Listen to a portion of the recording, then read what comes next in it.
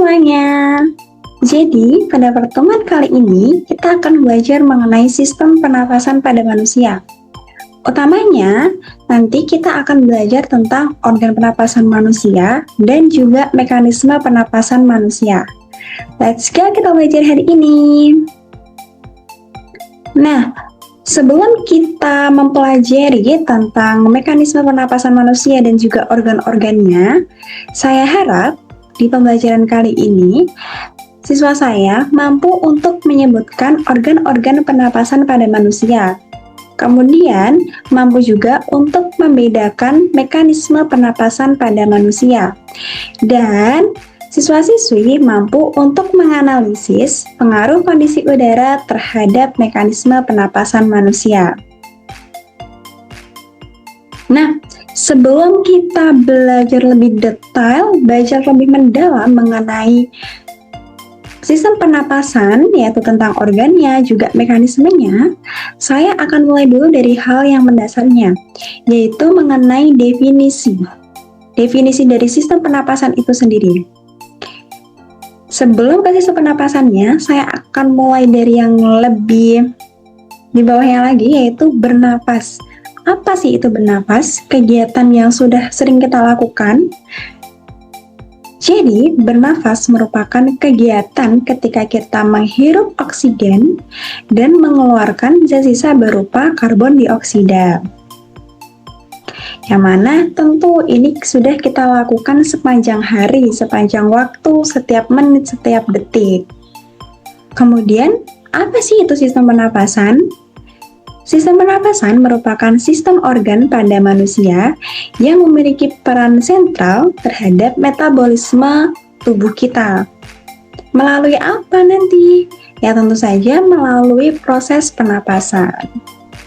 Nah, nanti juga secara lebih mendalam lagi, nanti akan dikenal yang namanya respirasi, yaitu proses metabolisme tubuh yang menggunakan glukosa dan juga oksigen.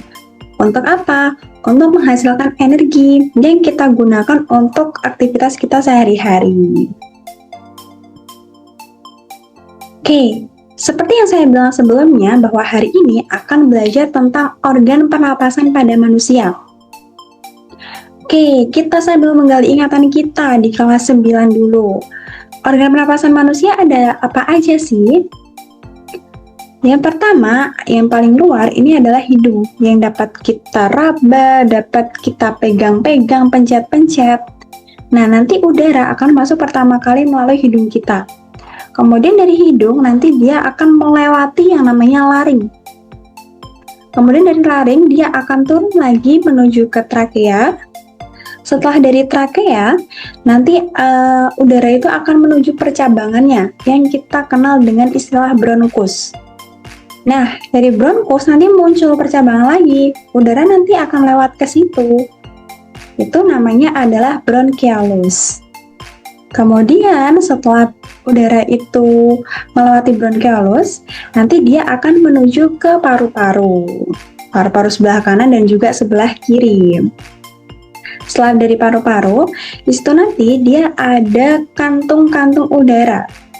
Berbentuk kurang lebih bulat ya, kecil-kecil gitu. Yang mana itu menjadi tempat pertukaran O2 dan juga CO2. Next, kita akan bahas secara lebih mendalam, tapi tipis-tipis aja ya. Oke, seperti yang saya sebutkan tadi, bahwa organ pernapasan manusia yang pertama itu adalah hidung, sebagai alat terluarnya. Fungsi hidung apa sih selain sebagai indera penciuman yang menjadi fungsi utamanya? Jadi fungsi lainnya itu adalah untuk menyesuaikan suhu udara dan juga kelembapan. Kenapa kok bisa? Karena di hidung ini ada yang namanya lapisan mukosa. Dia tersusun oleh lapisan mukosa yang berperan ya itu tadi dalam melembabkan dan juga menyesuaikan udara. Selain itu, fungsinya untuk pernapasan seperti apa? Di hidung kita ini, di dalamnya itu dilengkapi dengan rambut-rambut halus, dengan rambut hidung. Nah, rambut hidung ini ketika kita bernafas, menghirup oksigen, menghirup udara, nanti dia berperan untuk menyaring kotoran-kotoran yang ikut masuk bersamaan dengan udara yang kita hirup itu. Oke, kemudian setelah melewati rongga hidung, terus tadi kotorannya ada yang tersaring oleh rambut hidung, maka udara nanti akan bergerak menuju laring. Laring itu merupakan pangkal dari tenggorokan. Kalau pangkal itu kan berarti yang bagian awalnya, bagian atasnya. Nah, di laring nanti akan kita kenal beberapa bagian seperti jakun. Kalau jakun bisa diidentifikasi lebih detail pada laki-laki ya. Kemudian ada juga epiglotis dan juga pita suara. Kalau epiglotis nanti akan dipelajari secara lebih mendalam itu pada sistem pencernaan karena dia berperan besar dalam proses menelan. Kemudian kalau pita suara ya tentu saja ya dia berperan dalam pendengaran dan lain sebagainya. Kemudian setelah dari laring nanti udara akan masuk menuju trakea atau batang tenggorokan. Nah, dia bentuknya memanjang, terletak di depan esofagus. Di trakea itu mirip halnya dengan hidung. Dia dilengkapi dengan silia dan juga selaput lendir. Gunanya apa? Ya sama kayak rambut hidung tadi, gunanya adalah untuk menyaring kotoran.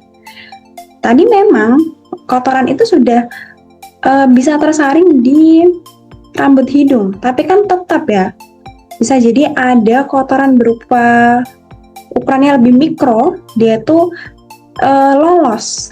Jadi agar nanti tidak ikut terbawa menuju ke paru-paru, dia bisa tersaring di daerah trakea ini yang dilengkapi dengan selaput lendir dan juga silia. Kemudian dari trakea, udara akan bergerak menuju bronkus, yaitu percabangan dari trakea.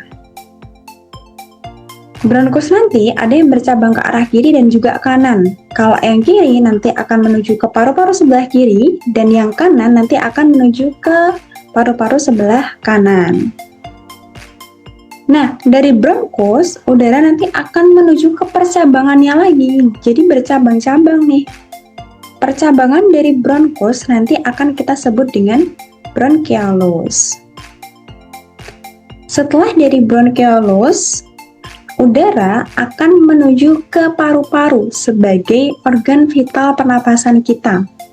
Di mana sih letaknya paru-paru? Kita sering menyebutnya, tapi kita tahu nggak letaknya itu ada di mana? Letak dari paru-paru itu ada di dalam rongga dada kita, tepatnya di atas diafragma. Nah, di paru-paru ini dia tuh terbagi jadi dua, seperti yang saya katakan waktu di bronkus tadi, ada paru-paru kanan dan juga ada paru-paru kiri. Kalau yang sebelah kanan dan juga kiri, itu bedanya terletak pada lobusnya.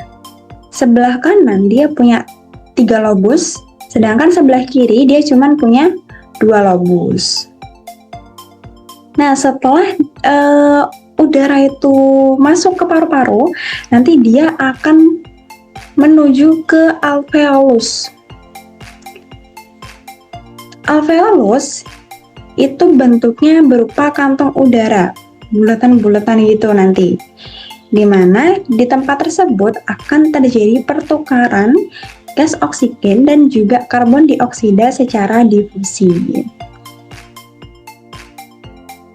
Nah, setelah tadi kita mengetahui organ apa aja sih yang berperan dalam pernafasan, sekarang kita membahas mengenai mekanisme pernapasan manusia. Seperti yang sudah kita ketahui bersama ya, kita bernapas itu ya menghirup dan menghembuskan udara. Kalau fase menghirup udara dalam ilmu biologi kita kenal dengan fase inspirasi. Sedangkan yang menghembuskan, mengeluarkan udara itu kita kenal dengan ekspirasi. Inspirasi, masuknya udara itu bisa terjadi karena tekanan yang berada di dalam itu jauh lebih rendah daripada tekanan yang berada di luar paru-paru itu sendiri. Kebalikannya, kalau yang udara keluar itu bisa terjadi karena tekanan di dalam itu jauh lebih tinggi daripada tekanan yang berada di luar paru-paru. Kemudian, kita juga akan mengenal mekanisme penapasan dada dan juga penapasan perut. Bedanya dari kedua ini apa ya? Bedanya adalah pada penggeraknya. Kalau penapasan dada itu digerakkan, dia tuh terjadi akibat gerakan dari tulang rusuk oleh otot antar tulang rusuk, sedangkan penapasan perut itu karena gerakan otot diafragma. Nah, kurang lebih untuk yang inspirasi dan juga ekspirasinya itu mirip ya.